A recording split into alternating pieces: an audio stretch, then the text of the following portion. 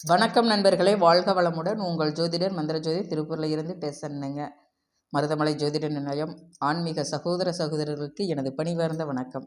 இந்த பதிவு 12 ராசிக்காரர்களுக்கும் 27 நட்சத்திரக்காரர்களுக்கும் புது வருஷத்தில் எப்படி இருக்கும் அப்படிங்கிறத பற்றி பார்க்கலாம்.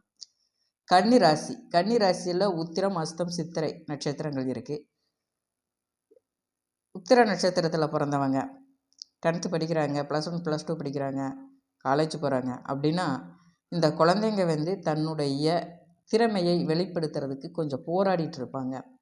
கொஞ்சம் கோபம் வரும் அவங்களுக்கு. அம்மா ஏதாவது சொன்னாலும் டக்கு டக்குன்னு கோபம் வரும். அப்படித்தான் இருப்பாங்க. அஸ்த நட்சத்திரத்தில் பிறந்தவங்களுக்கும் கிட்டத்தட்ட அப்படித்தான் இருக்கும். பிடிவாதம் சேர்ந்துருக்கும். ஒன்று வேணும்னா உடனே வேணும் அப்படிங்கிற மாதிரி கொஞ்சம் பிடிவாத குணமும் இருக்கும். இருந்தாலும் கால பைரவர் கோவிலுக்கு கூட்டிகிட்டு போங்க, நல்லதே நடக்கும். சித்திரை நட்சத்திரத்தில் பிறந்தவங்களுக்கும் ஏன்னு கேட்டிங்கன்னா, உத்திர நட்சத்திரம் ஒரு 19 வயசு, 17 வயசு, 18 வயசு, 19 வயசு, 20 வயசு இந்த வயசெல்லாம் நடக்கிற போது, கன்னி ராசி உத்திர நட்சத்திரம் இந்த வயசு அப்படிங்கிற போது அவங்களுக்கு செவ்வாய் திசை நடக்கும். அதனால் அந்த பிடிவாத குணம் இருக்கும். அது அஸ்த நட்சத்திரத்தில் பிறந்திருந்தால் ராகு திசை நடக்கும். அதனால் அந்த பிடிவாதம் கொஞ்சம் ஜாஸ்தியாக இருக்கும். பிடிவாதம் இருக்கும், கோபம் வரும். சித்திரை நட்சத்திரத்தில் பிறந்திருந்தாலும் ராகு திசை இருக்கும். இந்த ராகு திசை இருக்கிறதுனால, கொஞ்சம் பிடிவாத குணம் இருக்கிறதுனால உடல் ரீதியான சின்ன சின்ன உபாதைகள் போகும். அதனால் கால பைரவர் கோவிலுக்கு போகிறது கொஞ்சம் சிறப்பு. கால பைரவர் கோவிலில் போய் ஒரு தேங்காய் உடைச்சி அந்த தேங்காயில் தீபம் போடுறது சிறப்பு. துர்க்கை அம்மனை வழிபாடு செய்யுங்க. உத்திர நட்சத்திரமாக இருந்தால் முருகனை வழிபாடு செய்யுங்க. அஸ்த நட்சத்திரம் சித்திரை நட்சத்திரமாக இருந்தால் துர்க்கையை வழிபாடு செய்யுங்க, சிறப்பாக இருக்கும். அதே போல் கன்னிராசி உத்திர நட்சத்திரம் 30 வயசு, 32 வயசாக 40 வயசு இந்த வயசுக்குள்ளே இருக்கிறவர்களாக இருந்தால் வேலையில் சின்ன சின்ன மாற்றங்கள் ஏற்படும். வேலையில் சின்ன சின்ன இடைஞ்சல்கள் இருக்கும். ஆனாலும் இந்த வருஷம் நல்லா இருக்கும், கவலை வேண்டாம், நல்லதே நடக்கும்.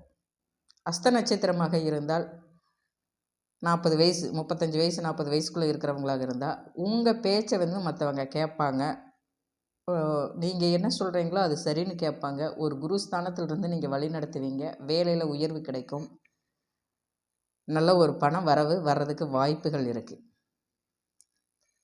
இதே சித்திரை நட்சத்திரமாக இருந்தால் 35 வயசு, 40 வயசுக்குள்ளே இருக்கிறீங்க அப்படின்னா, 40 வயசுக்குள்ளே இருக்கிறீங்கன்னா ஓரளவுக்கு நல்ல முறையாக இருக்கும். இந்த 40, 41, 42 வந்துச்சுன்னா உடல் ரீதியாக சின்ன சின்ன உபாதைகள் வரும். முடிஞ்சு போச்சுன்னு சொன்ன விஷயங்கள் திரும்ப வரும். ஏதாவது நான் பெரிய ஆள், நான் எவ்வளோ பெரிய ஆள் தெரியுமா அப்படின்னு அந்த பெரிய ஆளுங்கிற தோரணையை காட்டிக்கிறதுக்காக சில பிரச்சனைகள் வரும். அதையெல்லாம் கொஞ்சம் தள்ளி வைங்க. அதனால் சில வாக்குவாதங்களும் கலகங்களும் வர்றதுக்கு வாய்ப்புகள் இருக்குது. சும்மா வாய் சண்டையாக இருக்கும். இருந்தாலும் ஏதாவது ஒன்று பிரச்சனைகள் சேரும். இப்படித்தான் இருக்கும். அடுத்தது பார்த்திங்கன்னா, கன்னி ராசி உத்திர நட்சத்திரம் ஒரு 50, 55 வயசாக இருந்தால் 50 வயசு, 55 வயசாக இருந்தால் சனி திசை நடக்கும்.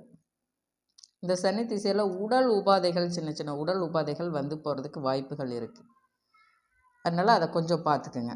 அஸ்த நட்சத்திரமாக இருந்தால் உங்கள் குழந்தைகளுக்கு ஏதாவது கடன் வாங்கி கொடுக்க அவங்க கேட்பாங்க. நான் ஒரு பிஸ்னஸ் பண்ணுறேன், ஒரு வீடு வாங்குகிறேன், எனக்கு கொஞ்சம் பணம் ரெடி பண்ணி கொடுங்க. ஆண் குழந்தையாக இருந்தாலும் சரி, பெண் குழந்தையாக இருந்தாலும் சரி கேட்பாங்க. கடன் அதிகமாக வாங்கிடாதீங்க, கொஞ்சம் பார்த்து வாங்குங்க. அதில் சாட்சி கையெழுத்து எதுவும் போட்டுறாதீங்க. உங்கள் ஃப்ரெண்டுகளுக்கோ உங்களுக்கு தெரிஞ்சவங்களுக்கோ சாட்சி கையெழுத்து போட்டுறாதீங்க. இது பிரச்சனையை கொடுக்கும். 50 வயசுக்கு மேலே, 50, 55 வயசுக்கு மேலே இதெல்லாம் நடக்கும், கொஞ்சம் பார்த்துக்குங்க.